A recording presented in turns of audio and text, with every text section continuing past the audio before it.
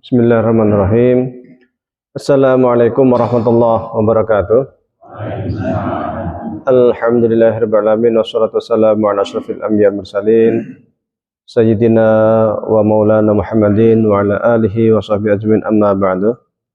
Jamaah sekalian yang kami hormati, puji syukur kehadirat Allah Subhanahu wa taala. Pada kesempatan kali ini kita bisa thalabul ilmi, menuntut ilmu di majelis, mudah-mudahan mendapatkan barakah dari Allah Subhanahu wa taala.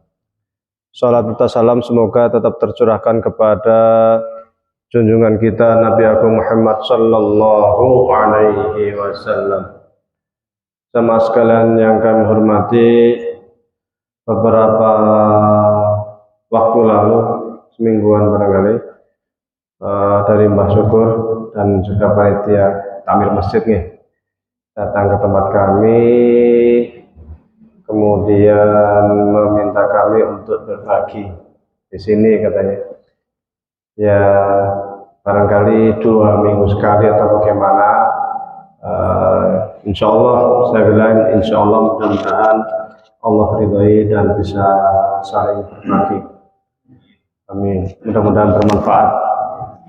Saya sendiri kalau di Indonesia ini masih baru 6 bulan, ya, karena lebih dari separuh umur saya itu di Mesir, 26 tahun, dari 96, baru pulang kemarin 5 Juli 2002, jadi masih adaptasi, ya, masih belajar saya, belajar hujan-hujanan, karena di Mesir nggak pernah ada hujan.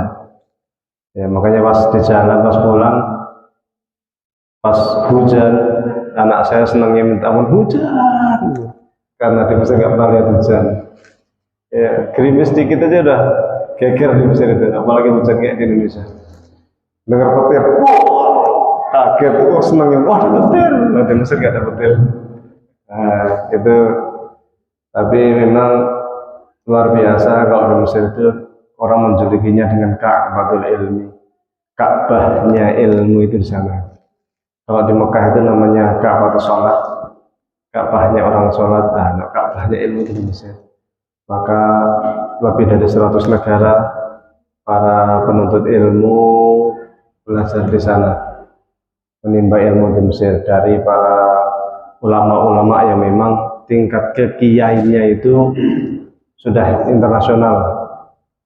Saya itu kadang ngaji di masjid bersama Syekh Hasan Asy-Syafi'i, pakar filsafat, ilmu kalam, mantik. Beliau ini penasehat Syekh Azhar sekaligus penasehat presiden, tetapi sangat mudah ditemui di masjid. Dan banyak orang kiai besar di Mesir itu mudah sekali ditemui di masjid.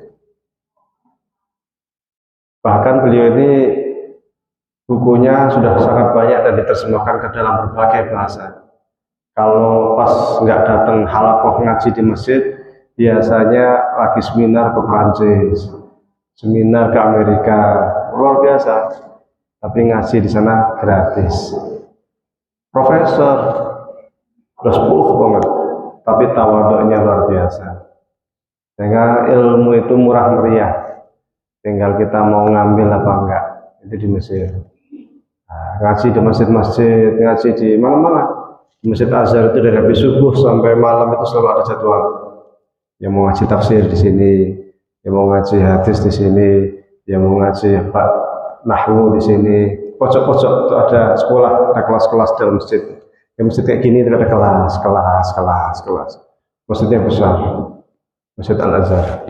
Umurnya sudah lebih dari 1000 tahun. Nah, jadi cukup lama. Terus di Mesir kenalan saya memang dulu di Mu'alimin. Jadi SD, terus lanjut ke Mu'alimin Muhammadiyah tahun 93. 96 berangkat ke Mesir. Di Mesirnya ketemu dengan orang-orang Muhammadiyah. Kemudian membentuk lembaga namanya IKM, Ikatan Keluarga Muhammadiyah. Kerjanya diskusi, ngaji bareng, buka kita, kita olahraga bareng, bal-balan. Nah, tahun 2002 ya, baru didirikan PCIM pertama, pimpinan cabang istimewa Muhammadiyah Mesir pertama. Yang sekarang itu sudah banyak PCIM, ada di Turki, ada di Libya, ada di Amerika, Inggris, di mana-mana. Bahkan di Iran pun ada PCIM, tapi yang pertama kali di Mesir. Nah, kalau PCIM di Mesir ya ngaji, dialog, diskusi, karena memang beda dengan di sini. Kalau di sini kan punya amal usahanya itu masjid, amal usahanya sekolahan, TK, perguruan tinggi, rumah sakit. Kalau di sana kita amal usahanya ya buat jurnal, buat buku, karena kita pelajar semua. Tapi punya TK abad, sama punya penginapan untuk menghidupi kegiatan para santri kita, mahasiswa kita Muhammadiyah di sana. Nggak banyak mahasiswa Muhammadiyah yang di Mesir itu sedikit. Tahun 2021 itu jumlah mahasiswa baru di Indonesia dari Indonesia itu 2.264 mahasiswa baru. 1 tahun Muhammadiyahnya berapa? 45. Sedikit. Maka jangan kaget kalau kita krisis ulama. Kita itu susah mencari, suruh nyebutin, coba sebutin satu pakar usul fikih Muhammadiyah, bingung kita. Satu pakar tafsir Muhammadiyah yang dia udah nafsirin Quran dari surat Al-Fatihah sampai An-Nas, taunya kan Hamka yang masih hidup, bingung kita menjawab. Yang bisa punya analisa terhadap hadis-hadis doif dalam kitab ini siapa? Bingung kita jawabnya. Padahal konon jamaah Muhammadiyah itu berapa? 30 juta. Anggota Muhammadiyah itu 30 juta. Tapi nyari satu tokoh itu susahnya minta ampun.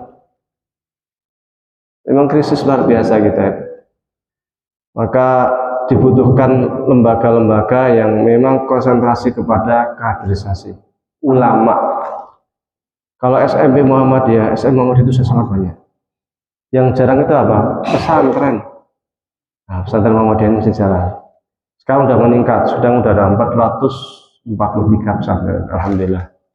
Mudah-mudahan semakin meningkat dan kesadaran jamaah untuk menyekolahkan putra-putrinya di pesantren Muhammadiyah mudah-mudahan semakin banyak. Karena memang kalau teknokrat, kalau dokter itu banyak lah. Tapi yang nanti yang akan menjaga di masjid itu siapa? Ya akan ngomong umat ini siapa? Ini yang kita kurang. Maka jangan kaget ketika kemudian ideologi kemuhammadiyahan belakangan ini agak goyah. Kenapa kok agak goyah? Ya karena itu jarang yang bisa menjaga di masjid. Kalau gerakan-gerakan lain sekali ngaji bawa kitab setumpuk, baca kitab kuning, baca kitab ini itu, ngelotok, Quran hadisnya ngelotok. Coba Kiai Muhammadiyah, ternyata kajinya politik. Lo ngaji politik ya biar partai politik kan. Kita pengen ngasih yang langsung real gitu loh. Maksudnya itu yang kita itu haus sebenarnya. Ya kajian keagamaan. Tapi berapa banyak Kiai Muhammadiyah yang bisa baca kitab kuning kan nggak banyak. Di Temanggung saja nggak banyak. Kita kalau ngaji di PDM, saya kebetulan setiap Ahad saya ngisi di Majelis Tarjih di PDM, sudah 4 kali pertemuan. Itu bisa dihitung yang bisa membaca kitab kuning itu. Itu sekelas PDM loh. Nah kalau sekelas cabang yang bisa membaca kitab kuning berapa? Padahal ngaji baca kitab itu ya standar kiai harus bisa bahasa Arab. Nek kiai kok ora iso bahasa Arab iki opo kan gitu. Lah kan kita kan rujuk Al-Qur'an dan Sunnah. Lah rujuk Quran dan Sunnah, Quran bahasa Arab, Sunnah bahasa Arab. Apa rujuk ke Quran Sunnah terjemah? Kan jadi nggak lucu. Padahal perbedaan pendapat di kalangan ulama itu umumnya kadang bukan dari dalil, bukan dari Qur'annya, bukan dari sunnahnya kadang. Tapi cara memahami Quran Sunnah itu. cara memahami dalil itu. Dalilnya apa? Sama kayak orang wudu wamsahu bi ru'usikum, dalilnya sama semua. Tapi cara memahami dalil itu yang beda. Ba litab'id, berarti sebagian kecil rambut. Ba liltisaq, berarti harus seluruh rambut. Gara-gara pemahaman terhadap huruf ba. Maka ngaji itu menjadi penting. Maka menggalakkan pengajian di masjid-masjid Muhammadiyah itu menjadi sangat penting. Bahkan kalau kita melihat bahwasanya syarat di ADART adanya ranting, bukan cabang. Ranting, syarat utama itu apa? Ada pengajian mingguan. Ranting orang di pengajian mingguan itu dipertanyakan. Artinya satu syarat sudah gugur gitu. Persoalannya sekarang kita membuat kajian mingguan. Sing ngisi sopo. Ini kesadaran ini yang harus kita tanamkan. Untuk apa? Menjaga ideologi Muhammadiyah itu. Dulu ideologi Muhammadiyah itu dibangun bukan dari ruang hampa. Kiai Haji Ahmad Dahlan mendirikan Muhammadiyah itu bukan dari ruang kosong, tapi karena kebutuhan waktu itu. Kiai Haji Ahmad Dahlan lahir tahun 1868 saat dunia Islam mengalami krisis semuanya, krisis pemikiran, krisis politik, krisis ekonomi. Memang waktu itu kita masih di bawah kekuasaan Khilafah Utsmaniyah. Namun sejak tahun 1700-an ke belakang itu terjadi kemunduran luar biasa karena kurangnya Turki Utsmani di dalam membangun atau memperbaharui pendidikan atau sistem pendidikan yang itu kalah dengan sistem barat yang sangat cepat. Dunia Islam rata-rata di bawah imperialisme barat, di bawah penjajahan barat. Kalau nggak Inggris, Prancis, Spanyol, Belanda, ya Indonesia kan bisa Belanda kan, Inggris juga pernah, Spanyol juga pernah, Portugis juga pernah. Barat semua yang memimpin dunia waktu itu.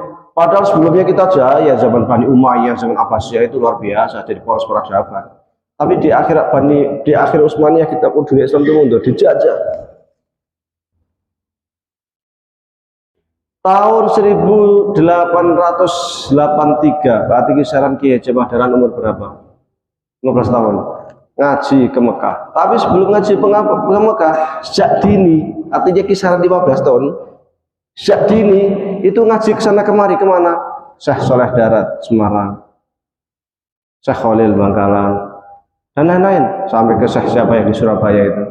Muter-muter ngaji ini. Kiai Haji Ahmad Dahlan ngajinya apa? Ya ilmu nahwu, ya hadis, ngaji hadis pada Syekh Termas. Syekh Termas itu terkenal luar biasa. Sampai di Mesir tahu semua yang namanya Syekh Termas. Mahfud Termas, pakar hadis. Ya ilmu falak, ya macam-macam. Basic ilmu agama. Karena itu yang menjadi pijakan kelak Kiai Haji Ahmad Dahlan mendirikan Muhammadiyah. Kisaran umur 15 tahun pergi ke Mekah belajar sama siapa? Tokoh-tokoh dunia. Kebetulan waktu itu yang menjadi kiai-kiai di Masjidil Haram itu ulama-ulama Nusantara. Lagi naik daun lah ulama Nusantara. Syekh Nawawi Al-Bantani, Syekh Khotib Al-Minangkabawi, dan lain-lain. Banyak sekali di sana. Ngaji sama ulama-ulama Nusantara. Juga dari ulama Mesir, Abu Bakar Sato. Dari sana beliau menggali berbagai macam pemikiran keislaman klasik maupun keislaman kontemporer yang berkembang pada saat itu. Bergaul dengan ulama-ulama internasional di Mekah sehingga wawasannya itu berkembang luar biasa. Ngaji kitab kuning ya luar biasa Kiai Haji Ahmad Dahlan itu. Maka kalau kita ingin meniru Kiai Haji Ahmad Dahlan ya perdalam kitab kuning, mau nggak mau. Tapi nggak semua, sebagian kecil. Tapi harus ada, karena mereka nanti akan gawangin masjid. Kiai Haji Ahmad Dahlan itu ya sebelum menjadi seorang tokoh yang mendirikan Muhammadiyah, ya itu yang dipelajari. Bahkan konon Kiai Haji Ahmad Dahlan itu namanya siapa sebelumnya? Ahmad Darwis. Beliau di Mekah Yang merubah nama menjadi Ahmad Dahlan siapa? Konon Abu Bakar Sattar. Syekh Abu Bakar Sattar orang Mesir. Yang beliau ini murid atau apa istilahnya? Gurunya lagi apa? Cucunya apa? Dari Syekh Dahlan, siapa nama itu? Zaini Dahlan. Syekh Zaini Dahlan ini mufti Saudi atau mufti Syafi'i yang diutus oleh Turki Utsmani untuk menetap di Hijaz. Beliau ilmunya luar biasa, fikihnya luar biasa. Dahlan, Zaini Dahlan. Sehingga oleh Abu Bakar Sattar ini Ahmad Dahlan juga menjadi Ahmad Dahlan. Jadi ada silsilah ke sana. Pulang menjadi Syekh Ahmad Dahlan. Melihat kondisi Indonesia yang sebenarnya mirip-mirip dengan dunia Islam secara umum, tidak hanya di Indonesia, kata belakang, apalagi masyarakat Jawa yang khurafat, yang macam-macam bid'ah dan lain sebagainya. Akhirnya muncul ide-ide pencerahan karena dia sudah di Timur Tengah, sudah belajar dari berbagai macam ulama, dari pemikiran-pemikiran yang berkembang salah itu. Akhirnya muncul ide-ide, apalagi kemudian tahun 1903 pergi ke Mekah lagi, dan di sana belajar keislaman, terutama dari menerima majalah Al-Urwatul Wuthqa, majalah yang digagas oleh Syekh Jamaluddin Al-Afghani dan Muhammad Abduh. Ini guru murid. Syekh Jamaluddin ini konon orang Iran, konon orang Afghanistan. Kerjanya keliling aja, menyadarkan dunia Islam bahwa kita itu sedang mundur, bahwa kita itu terbelakang. Menyadarkan sampai kemana? Sampai ke Mesir, sampai ke Iran, sampai ke Turki. Ujung-ujungnya dibuang ke Perancis. Yang buang siapa? Usulan dari Mesir. Mesir itu masih di bawah Turki Utsmani pada waktu itu. Karena ide-idenya dianggap kontroversi. Karena dia akan menyerang pan-Islamisme. Umat Islam harus bersatu melawan imperialisme Barat. Namun ide gagasan yang paling merasuk Kiai Haji Ahmad Dahlan adalah ketika membaca tafsir Al-Manar Syekh Rasyid Ridho, yang dimana lebih menekankan pada pembaharuan dari sistem pendidikan dan sosial. Maka ketika pulang yang terpikirkan adalah gagasan itu. Bahkan Muhammad Abduh pernah sampai mengatakan, na'udzubillah minasyasah. Saya adalah orang usah politik itu ternyata susah, angel, malah bikin memecah belah umat. Nah, istilahnya lah. Karena apa? Karena Jamaluddin ini melihat bahwa ide-ide pembaharuan yang digaungkan oleh gurunya Jamaluddin yang berbasis kepada politik itu gagal. Maka Jamaluddin ingin menggunakan cara lain untuk melakukan pembaharuan Islam, yaitu dengan gerakan sosial. Apa itu? Bangun pendidikan, bangun pesantren, bangun rumah sakit. Dan itu yang diterapkan Syekh Rasyid Ridho di Mesir. Dan itu pula ketika Syekh Ahmad Dahlan pulang ke Indonesia berpikir ke sana. Namun hebatnya Kiai Ahmad Dahlan itu terbuka.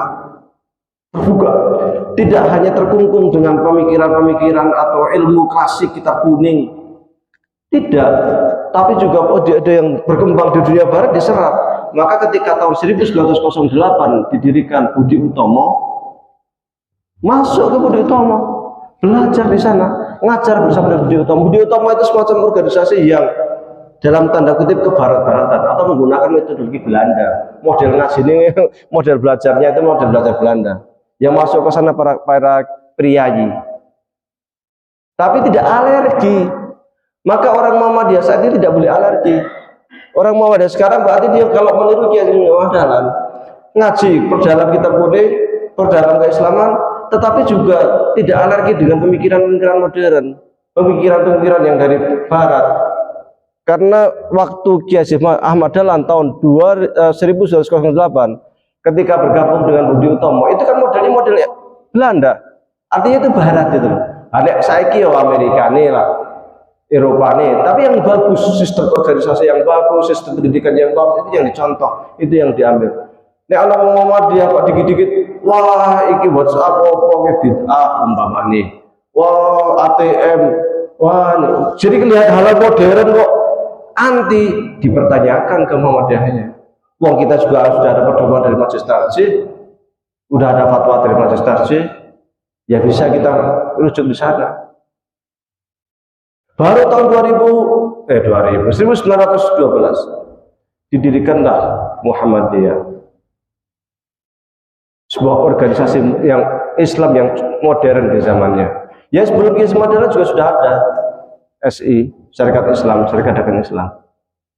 Tapi kan masih ke pedagang, para priayi.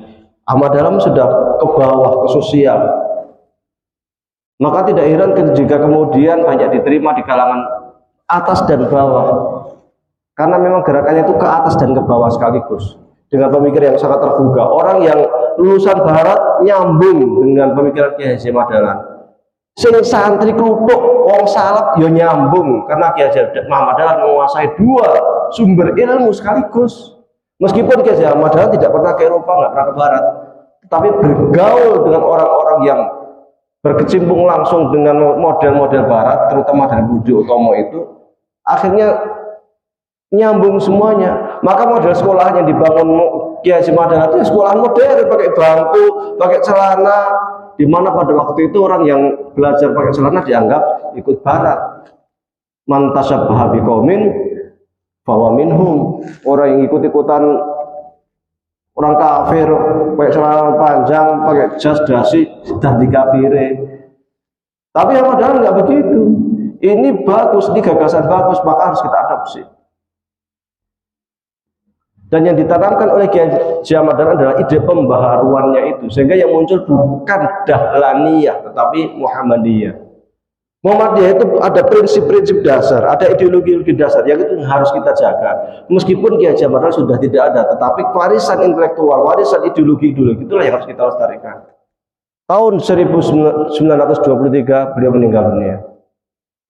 Yang di otak para jamaah, para santri-santri beliau itu bermacam-macam.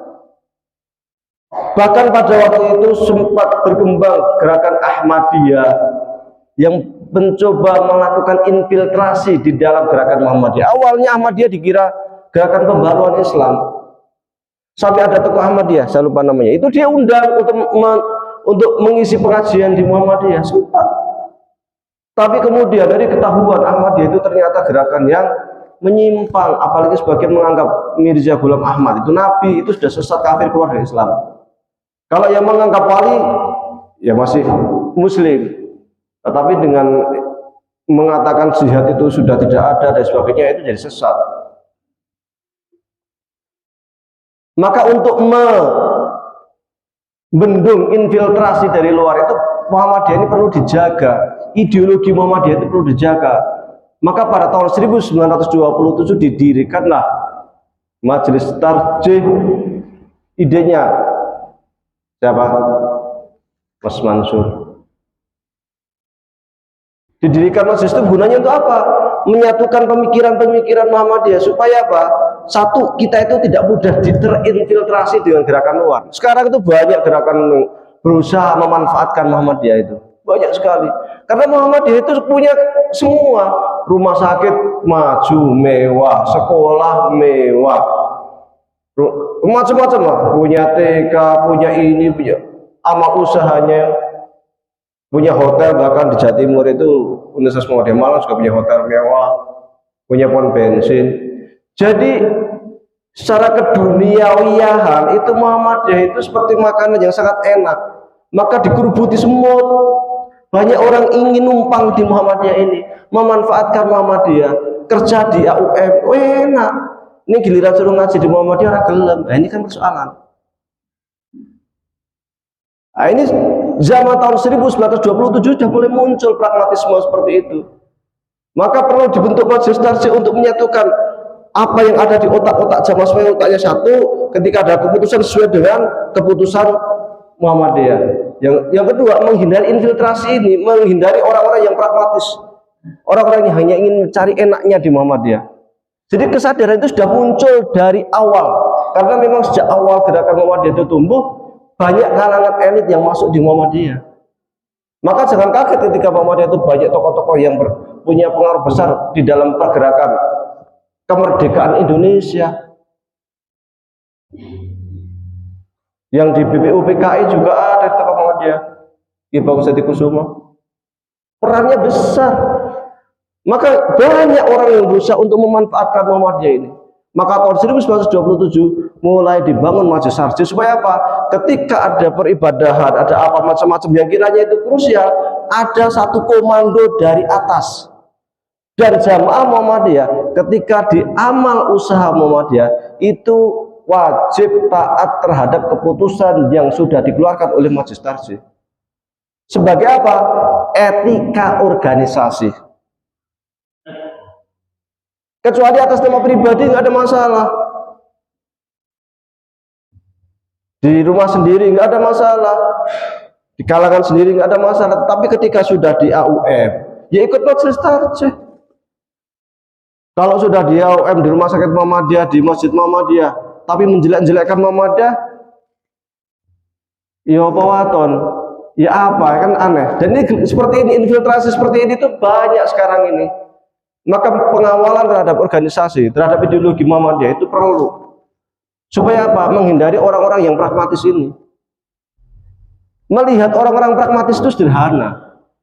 Ini ada dua pengajian, gampangnya. Siji pengajian Muhammadiyah, siji pengajian non Muhammadiyah. Dia kerja di AUM. Kok milih pengajian sing non Muhammadiyah?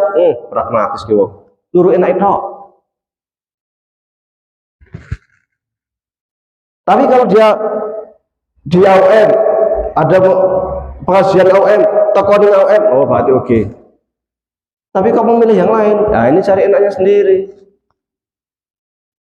Ini mulai banyak. Saya sampaikan seperti ini karena kasusnya banyak. Bukan hanya di temanku ada, di Wuleri juga banyak.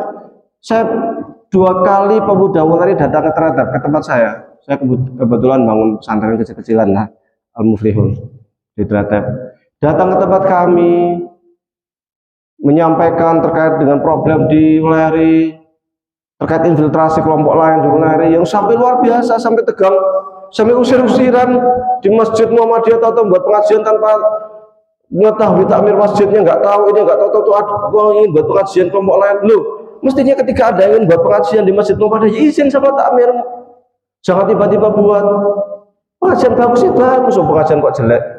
Sangat bagus, tetapi harus kula nun ngapunten nggih kula badhe. Nah kan gitu. Ada sopan santunnya, bukan tiba-tiba buat pengajian tanpa tahu takmir dan sebagainya.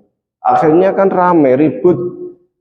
Takmirnya marah, pengajiannya dibubarkan. Ini kan jadi jelek. Kita tuh ingin, umat Islam tuh ingin bersatu. Caranya gimana? Satu sama lain saling menghormati, satu sama lain saling toleran. Tahu hak dan kewajiban, tahu ini milik siapa, sehingga apa yang harus saya lakukan, bukan saling serobot. Ketika sudah saling serobot, yang terjadi bukan toleransi, tapi gesekan. Kalau sudah gesekan, akhirnya panas-panasan, jurape, ngaji ke api ini jurape. Karena apa? Karena gesek-gesekan tadi, saing-saingan tadi. Ya kalau kita sebenarnya, kalau ada kelompok lain tidak ngaji di tempat, silakan saja. Tapi ketika dia masuk ke AUM Muhammadiyah, jelek-jelekkan Majelis Tarjih, menjelek-jelekkan Muhammadiyah, ya piye kan gitu. Wah, Muhammadiyah kok menggunakan hisab, sesat itu hisab bid'ah, Nabi itu pakai ru'yah. Wah, itu Muhammadiyah kok tidak ini isbal dibolehkan, ini gimana? Wah, Muhammadiyah kok cadarnya kok dibolehkan, ini gimana? Nggak pakai cadar nggak apa-apa. Wah, musik kok dibolehkan, ini gimana? Wah, Anda Muhammadiyah bukan. Kalau Muhammadiyah ikuti Majelis Tarjih ketika ada di AUM, kecuali di rumah Anda sendiri ya silakan, atau Anda keluar dari Muhammadiyah ya silakan. Tetapi ketika Anda menjadi bagian dari Muhammadiyah dan di AUM, amal usaha Muhammadiyah, maka harus menghormati gedung Muhammadiyah itu sendiri. Bab pertama yang muncul, sidang pertama Majelis Tarjih itu tahun 1931 ya kalau nggak salah. Sebentar.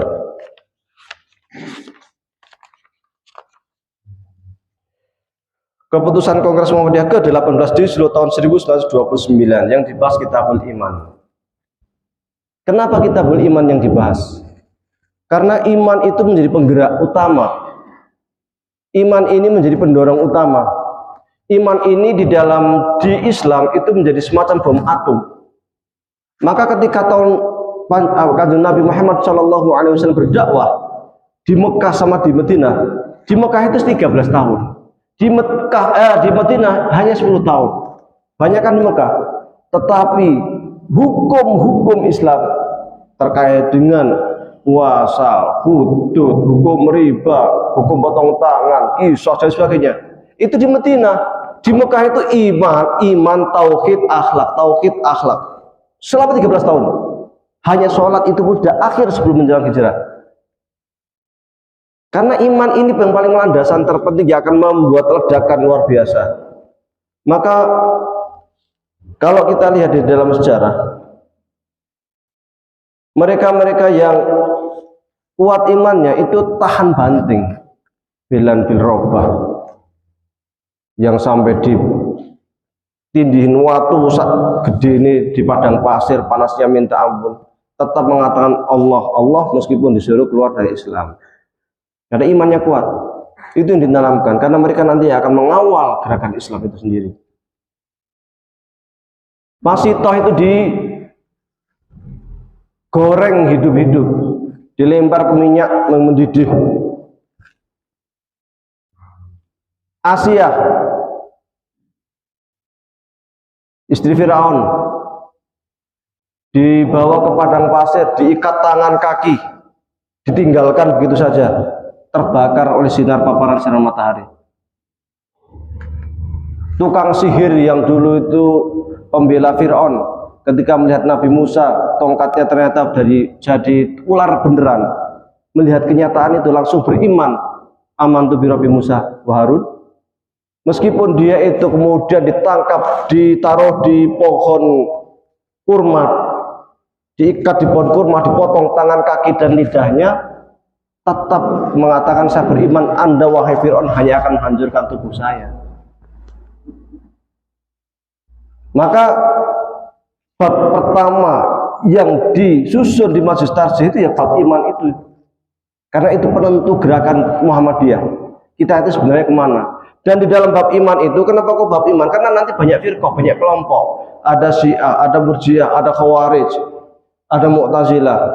Kita itu di posisi mana? Ada Ahlus Sunnah wal Jamaah. Kita di posisi mana? Maka secara terang benderang di bab iman dikatakan bahwa kita ikut Ahlul Haqq Sunnah. Ahlul Haqq Sunnah merupakan istilah lain daripada istilah Ahlus Sunnah wal Jamaah. Bahkan di dalam PT terbitan sebelum tahun 1963 menggunakan dua istilah sekaligus, yaitu Ahlul Haqq Sunnah dan Ahlus Sunnah wal Jamaah. Untuk memperkuat pandangan ini pada tahun 1943, Cernawi Hadikusumo menulis sebuah buku risalah, buku kecil judulnya Muhammadiyah Ahlus Sunnah wal Jamaah. Kenapa buku ini muncul? Karena juga munculnya infiltrasi, munculnya tuduhan-tuduhan bahwa Muhammadiyah itu bukan ahli sunnah wal jamaah. Muhammadiyah tidak dianggap melenceng dari paham ahli sunnah wal jamaah. Maka Cernawi Hadikusumo kemudian menulis sebuah buku kecil yang judulnya Muhammadiyah Ahlu Sunnah wal Jamaah. Siapa Ahlu Sunnah wal Jamaah? Yaitu para pengikutnya para imam madhab, Hanafi, Maliki, Syafi'i, Maliki, Tsauri, Zaidi. Imam Zaidi cuma seringnya dianggap ulama Syiah, Imam Syiah. Tetapi sesungguhnya kalau kita melihat ideologi imamnya beliau sendiri, bukan dari pengikutnya, itu pahami Ahlussunnah. Seperti juga Imam Bakir dan Imam Ja'far Shadiq, Imam Syafi'i, Imam Hambali dan lain-lain, yang kemudian dirumuskan secara rapi oleh Imam Abu Hasan Al-Asy'ari tahun 260 Hijriah lahirnya. Dan di Asia Tengah sana juga ada seorang intelektual muslim yang juga merumuskan secara rapi paham Ahlus Sunnah wal Jamaah, yaitu Imam Al-Maturidi. Kemudian ada ulama besar juga yang juga punya rumusan yang sangat bagus, yaitu Imam Tahawi tahun 1300-an Hijriah. Mereka ulama-ulama besar yang kemudian merumuskan paham Ahlus Sunnah wal Jamaah, dan itu yang disebutkan oleh Kiai Haji Jarnawi Hadikusumo di dalam bukunya Muhammadiyah Ahlussunnah wal Jamaah di halaman terakhir.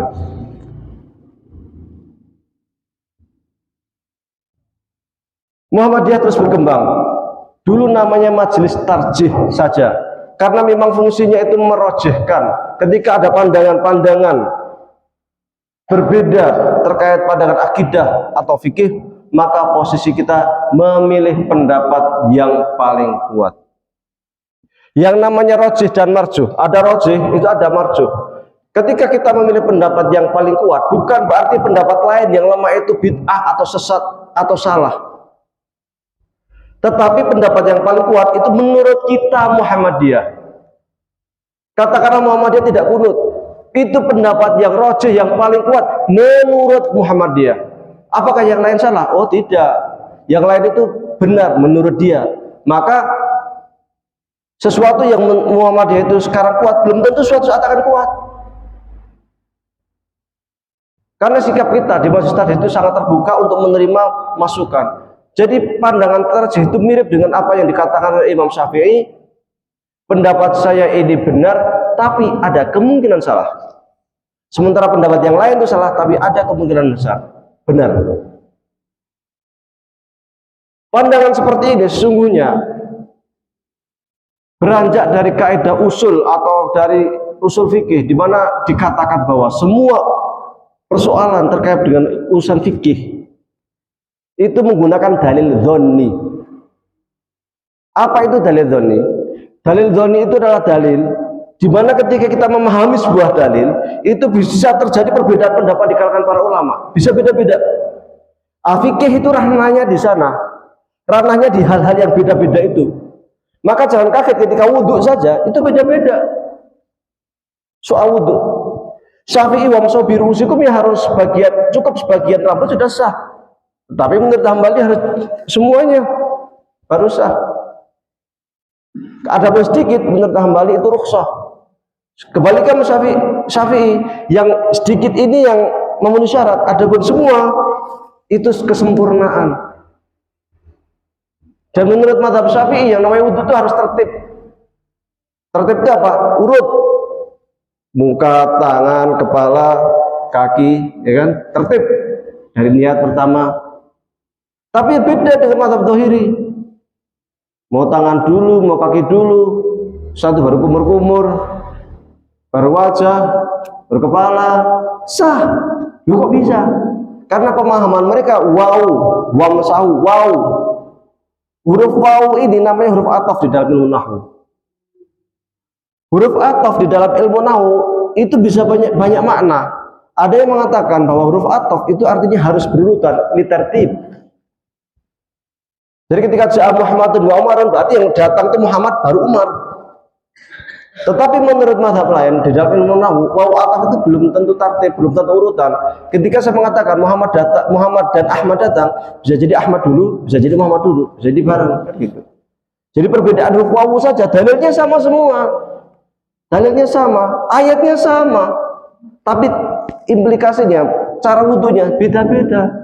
Itu baru wudhu, belum nanti yang membatalkan wudhu, belum nanti yang sholatnya, macam-macam. Kalau kita di Kairo, sholatnya dengan Allahu Akbar, gitu. Oh, mazhab Syafi'i. Tapi kalau ada yang Allahu Akbar, nggak sedekap, gini aja. Oh, Maliki ini. Kan itu. Ada yang tahu Bismillahirrahmanirrahim. Alhamdulillahirabbil alamin. Syafi'i. Langsung ketahuan. Tapi ada yang nggak baca Bismillah langsung. Bismillahnya. Kalau Bismillah pelan, itu Syafi'i juga masih menunggu. Tapi ada yang nggak Bismillah langsung. Alhamdulillahirabbil alamin. Ar-Rahmanir-Rahim, Maliki Yaumiddin. Bisa jadi Hanafi, bisa jadi Hambali. Kalau Hanafi tahu tuh, tapi ini nggak jarang terjadi. Tapi Hanafi boleh loh. Allahu Akbar, takbir pertama langsung. Bismillahirrahmanirrahim, Yasin, Allahu Akbar, masuk ruku. Lu Fatihah ini. Orang Fatihah boleh di mata Hanafi nggak pakai Fatihah. Karena dalam Al-Quran mengatakan faqra'u ma tayassara minal Quran. Baca meskipun sedikit yang paling mudah di Al-Quran. Yasin, Nun, langsung ruku tanpa Fatihah, sah. Tapi kalau di Muhammadiyah ya nggak sah, harus baca Fatihah. Fatihah pun harus dibaca bismillahnya, baik sir ataupun jahar. Dua-duanya dibolehkan oleh majelis tarjih. Kalau ada imam orang Muhammadiyah kok bacaan Fatihah bismillahnya jahar, menurut fatwa tarjih boleh. Bismillahnya pelan, boleh. Ini namanya ikhtilaf tanawwu' di dalam fatwa majelis tarjih. Nah ini kan kadang perbedaannya cara memahami dalil. Kadang dalilnya sama, atau dalilnya beda tetapi cara memahaminya berbeda. Ini menjadi perbedaan. Maka tidak serta-merta bahwa sesuatu yang berbeda itu salah. Maka ketika orang Muhammadiyah umpamanya tidak kunut, sholat di masjid NU maunya, mereka kunut, ya kita ikut kunut. Karena kenapa? Ju'ilal imamu liyu'tamma bih. Imam itu dijadikan untuk diikuti. Kan seperti itu. Nah, kita ikut imam. Jangan imam kunut kita diam aja. Enggak. Kan ini masalah khilafiyah. Masalah khilafiyah itu masalah yang sangat lentur sekali. Dulu antar para imam juga lentur. Imam Hanafi punya murid namanya Asy-Syaibani dan Abu Yusuf, dua murid kinasih yang paling terkenal. Imam Syafi'i itu berguru pada Imam Malik di Madinah. Imam Syafi'i waktu ke Mekkah atau ke Irak berguru kepada Imam Asy-Syaibani yang bermadhab Hanafi dan Abu Yusuf yang bermadhab Hanafi. Imam Syafi'i punya murid Ibnu Hambal yang kemudian nanti menjadi Hambali itu. Punya murid namanya Abu Daud yang kemudian mendirikan mazhab Daud Adz-Dzahiri. Ketika Imam Syafi'i ke Mesir itu ingin belajar kepada Imam Laits. Tapi sebelum sampai Mesir Imam Laits sudah meninggal. Jadi antar imam ini satu jalur, belajarnya itu sama. Dan satu sama lain tidak pernah menyalahkan, tidak pernah mengatakan Imam Syafi'i, wah Imam Malik ini salah semua fikihnya. Oh, enggak pernah. Bahkan suatu saat pada masa Khalifah Harun Ar-Rasyid, Harun Ar-Rasyid ini mendengar Imam Malik yang luar biasa, yang sangat terkenal, hebat Imam Malik ini. Maka beliau berkirim surat kepada Imam Malik untuk pergi ke Baghdad ngajari sang Khalifah Amirul Mukminin Harun Ar-Rasyid. Imam Malik tegas nolak. Nek Arab sinau mreneo. Wah. Ini Madinah meskipun Amirul Mukminin luweh. Ben. Sinau mrene. Enggak takut Imam Malik. Akhirnya apa? Dicarilah kesempatan oleh Amirul Mukminin pergi ke Mekah haji, kemudian mampir ke Madinah ngaji ke Imam Malik. Belajar apa? Kitab Muwatta hadis. Allah. Lanjut nih. Ketika belajar Al-Muwatta, takjub luar biasa.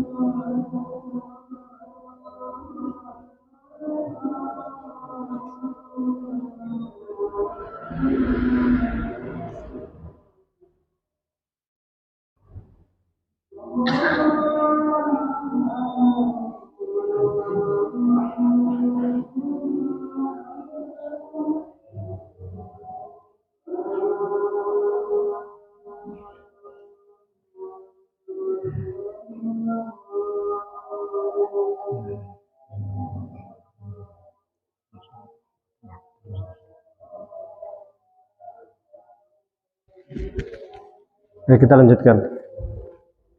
Imam Malik takjubnya, Harun ar-Rasyid takjubnya luar biasa dengan Al-Muwatta Imam Malik ini. Maka kemudian Harun ar-Rasyid ini khalifah, presiden lah gampangnya itu. Beliau mengatakan kepada Imam Malik, wahai Imam Malik, ini kitab luar biasa ini. Ini buku luar biasa bagusnya ini.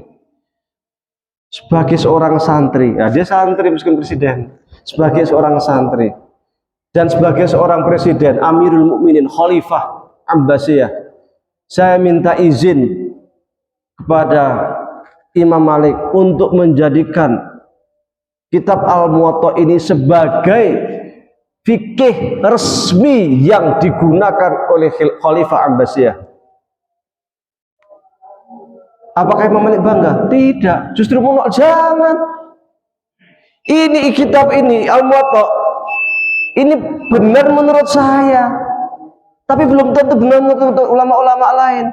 Biarkan para ulama Islam itu berdialog. Biarkan. Bisa jadi nanti akan ketemu yang ini, ketemu ini. Biarkan umat juga memilih. Jangan kemudian buku ini jadikan sebagai buku resmi di Khilafah Abbasiyah. Jangan sampai. Ditolak. Supaya apa? Supaya tidak terjadi apa istilahnya itu? Apa yang baru kemarin muncul istilahnya itu, memaksakan paham agama dalam suatu negara.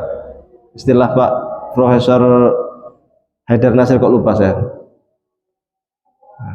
Dan ini mulai muncul sekarang karena sebagian kelompok menguasai pemerintahan, paham-paham yang tidak sesuai dengan pemerintah bubarkan, masjid tutup, masjid pengajian bubarkan, kan seperti itu. Kenapa bisa terjadi seperti itu? Karena mencoba suatu paham keagamaan dipaksakan menjadi paham resmi negara. Repot kalau udah kayak gitu. Dia paham lain yang dianggap yang menurut dia tidak sesuai dengan paham dia, dengan kelompok dia, tutup, bubarkan, kan gitu. Ini menjadi persoalan. Dan ini sudah difikirkan oleh Imam Malik pada waktu itu. Jangan. Karena pemaksaan ideologi seperti ini pernah terjadi pada masa Al-Ma'mun, Al-Wathiq, Al-Mu'tasibillah. Pada zaman Khalifah Abbasiyah juga yang waktu itu berhaluan Mu'tazilah.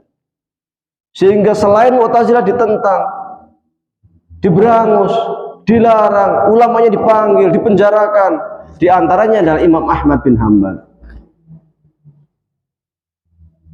Maka terkait dengan paham agama biarkan rakyat, kecuali hukum positif terkait perdata itu memang harus ada penyatuan.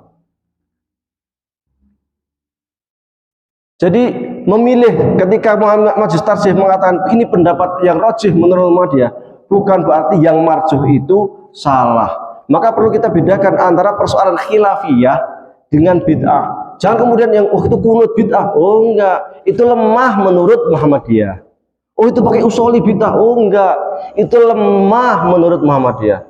Karena bisa jadi pendapat yang sekarang dianggap lemah oleh Muhammadiyah suatu saat nanti dianggap kuat. Bisa jadi, pernah terjadi. Kalau Anda baca HPT ini terkait Ramadan itu pakai ru'yah.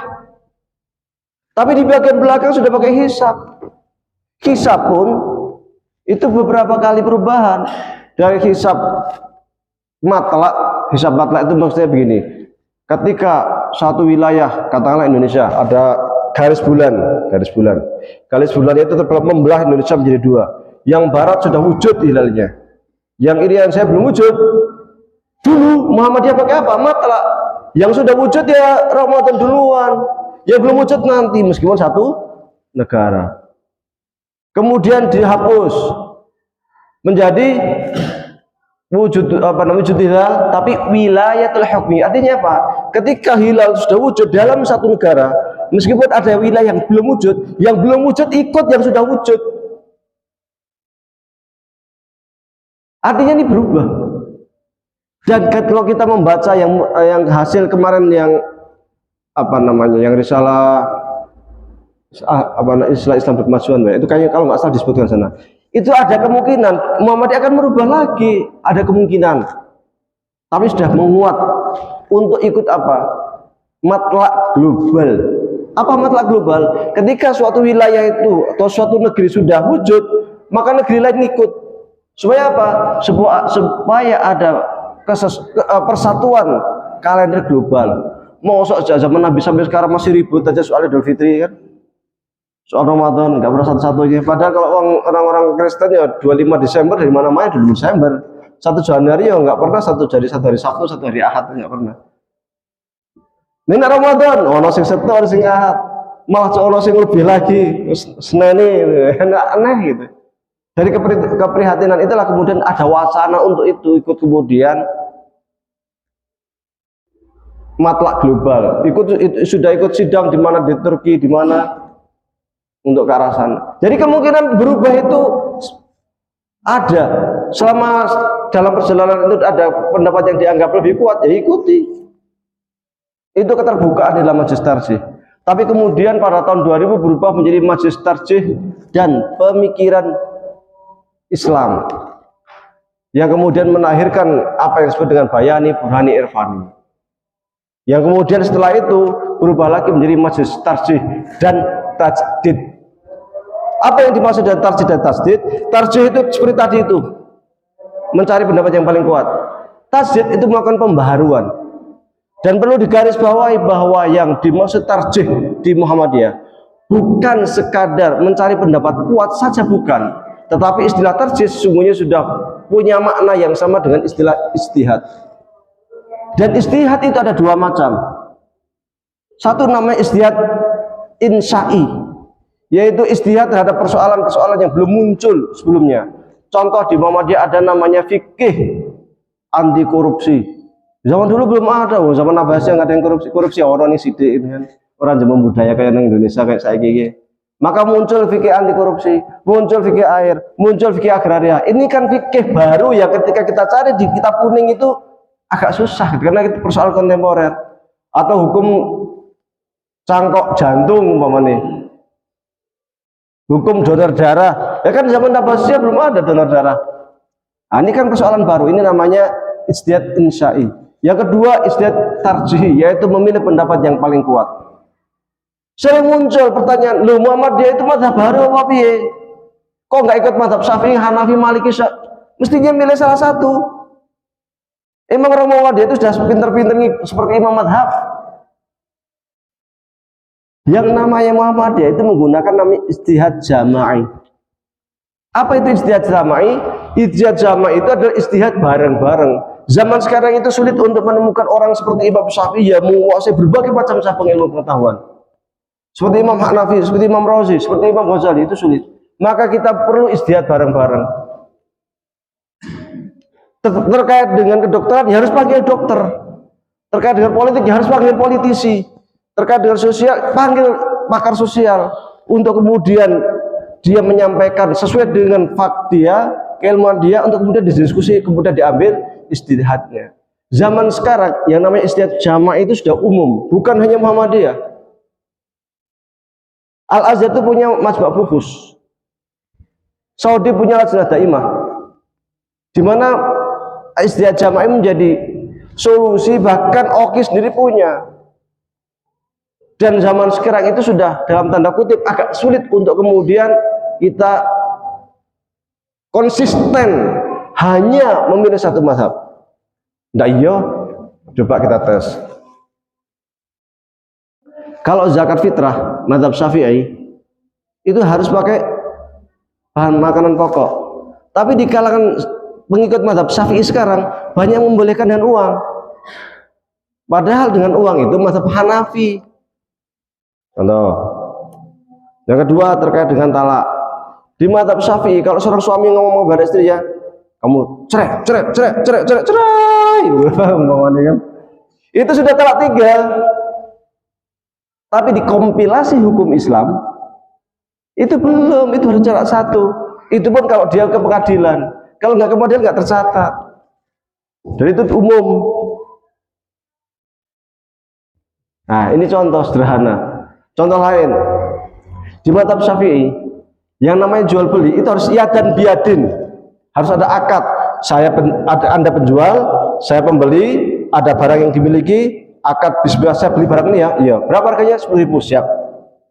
Nah sekarang ada mesin minuman atau apa, saya masukkan duit 10.000, minumannya turun kunting, akadnya karo sapa? Karo mesin ya, enggak mesin kan cuman. Nah sekarang jual beli cuma pakai HP. Bahkan ada yang jual beli Dropbox apa itu? Ya, itu yang barang itu tidak dimiliki. Dia baru ketika ada pembeli baru ngambil barang, baru dijual. Nah itu piye? MUI membolehkan, fatwa MUI. Nah kalau kita mengacu pada satu madhab saja, kaku begitu, agak repot. Makanya zaman sekarang itu sudah sangat lentur, baik dari sisi madhabnya atau lainnya atau usul fikihnya. Maka di kalangan Syafi'iyah pun sekarang muncul yang namanya fikih manhaji, yaitu fikih yang berpegang kepada manhajnya, usul fikihnya untuk kemudian menurunkan fikih baru. Nah, fikih manhaji itu sudah dianut Muhammadiyah sejak munculnya Majelis Tarjih. Kita lebih dulu gitu. Maka jadi Muhammadiyah itu harus bangga gitu. Karena kita terdepan di dalam pembaharuan Islam. Ketika tempat lain belum muncul istihad jama'i, kita sudah memunculkan istihad jama'i. Ketika tempat lain belum memunculkan fikih manhaji, kita sudah fikih manhaji. Belum lagi istihad-istihad lain yang modern, fikih air, fikih agraria, fikih anti korupsi dan sebagainya. Persoalannya bahwa produk-produk Majelis Tarjih yang sangat fokus dan luar biasa itu banyak tidak diketahui oleh jamaah akar rumput. Sehingga ketika ada persoalan, rujukannya itu bukan cari di fatwa tarjih, cari di HPT, bukan, tapi buku-buku karya siapa? Syekh Fauzan, Syekh Utsaimin, Syekh bin Baz. Boleh enggak? Ya boleh. Tetapi ketika terkait dengan Muhammadiyah, jamaah Muhammadiyah, apalagi di AUM, ya carinya yaitu. Masa orang Muhammadiyah lebih fasih berbicara Syekh Fauzan, Syekh bin Baz pada fatwa tarjih, malah nggak tahu produk-produk tarjih itu apa aja, kan aneh jadinya. Makanya kalau seperti masjid seperti ini harus ada perpustakaan isinya itu buku tarjih, bukan hanya Quran, tetapi HPT harus lengkap, fatwa tarjih harus lengkap, fikih air, fikih anti korupsi dan lainnya harus ada, suara Muhammadiyah, Majelis Tabligh harus ada, supaya apa? Jamaah yang ke masjid bisa membaca, bisa tahu, oh ini loh Muhammadiyah, oh ini loh ideologi Muhammadiyah. Sehingga kesadaran untuk kita bergerak di Muhammadiyah, mengawal ideologi Muhammadiyah itu semakin kuat. Militansi kita terhadap Muhammadiyah semakin besar. Sehingga Muhammadiyah itu bukan sekadar menjadi seperti kumpulan korpri ya. Jadi kumpulan pegawai, kumpulan apa, bukan, tapi rohnya itu ada. Dan roh Muhammadiyah itu ya ada di ideologi Muhammadiyah itu. Dan ideologi Muhammadiyah itu ya dari keputusan-keputusan Majelis Tarjih itu. Jadi geraknya itu ada rohnya, bukan sekedar bangun rumah sakit, bangun sekolahan. Ini pengajian kosong. Jadi rohnya itu terkikis. Maka ketika roh terkikis, ideologi lain masuk sangat mudah untuk kemudian mengambil alih secara ideologi. Bisa jadi terpampang situ Masjid Muhammadiyah, tapi model-modelnya macam-macamnya tidak mencerminkan Muhammadiyah. Itu sangat mungkin. Kalau di tempat lain sampai pelangnya aja harus dirobohkan. Ini masjid milik umat, nggak boleh terpampang Masjid Muhammadiyah. Masjidnya milik umat, emang yang sholat di situ cuma Muhammadiyah. Alasan mereka kan gitu. Padahal maksudnya Masjid Muhammadiyah itu masjid yang dikelola oleh Muhammadiyah, takmir Masjid Muhammadiyah, si tanggung jawab wakafnya awal. Oh ya orang Muhammadiyah kan ngono. Nek masjid yang milik umat bener. Kan seperti itu. Nah, ini yang yang menjadi tugas kita bersama untuk kemudian juga menghidupi amal usaha Muhammadiyah termasuk masjid-masjid Muhammadiyah.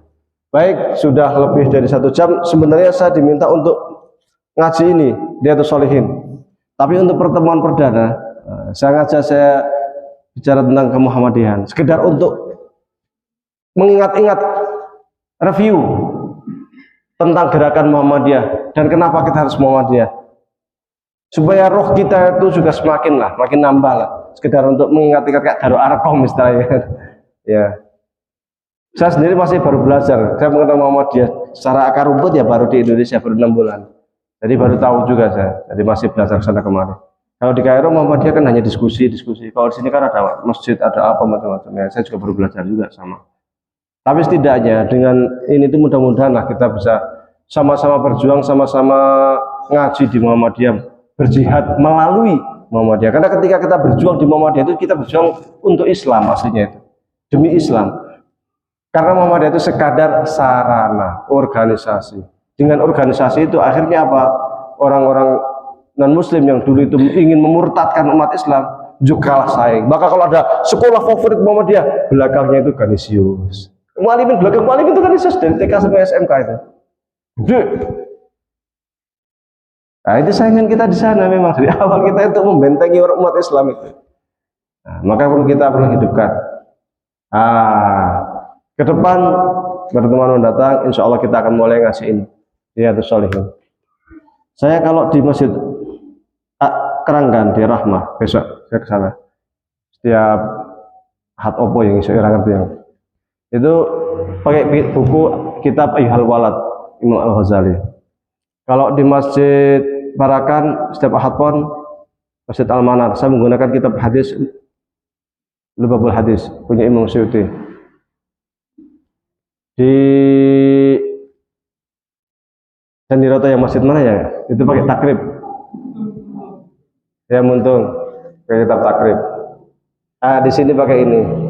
Di Ngaterjo Al-Furqon masih pengantar, sudah 2 kali pertemuan pengantar ilmu akidah. Nanti akan saya arahkan untuk ke akidah yang HPT yang kemudian kita sandingkan dengan kitab lain, yaitu kitab Aqidatul Awam atau Aqidah Bahiyah.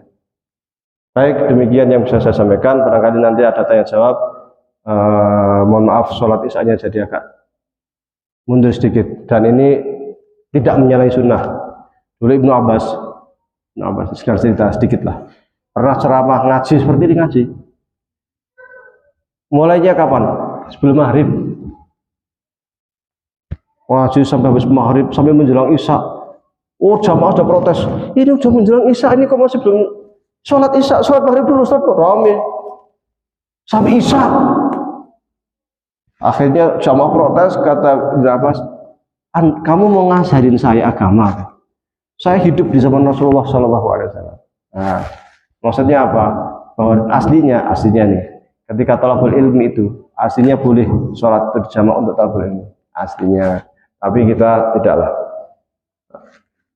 Maghrib tetap mulai habis maghrib ya kan, cuman isanya diundur sedikit. Nah, baik, sekiranya ada pertanyaan silahkan. Assalamualaikum warahmatullahi wabarakatuh.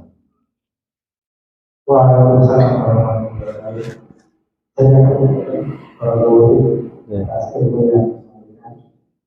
Semoga apa yang disampaikan ini akan menjadi pelajaran bagi kita semua, pembaharuan terutamanya yang dulu ini belum pernah kita tahu dan lupa, sehingga kan kembali bisa kita mengikuti. Semoga kita akan terbuka kembali terutama dalam hal kita berumah dan sebagainya.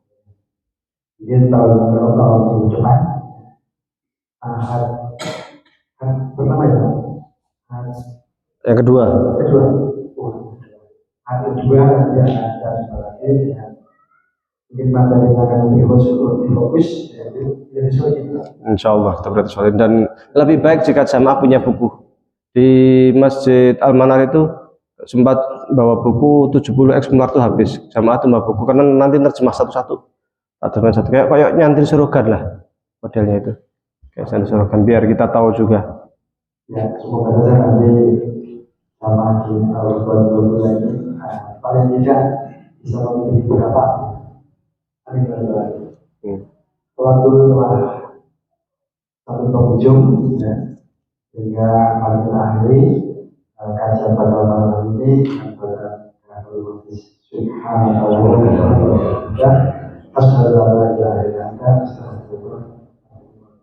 Assalamualaikum warahmatullahi wabarakatuh. Waalaikumsalam.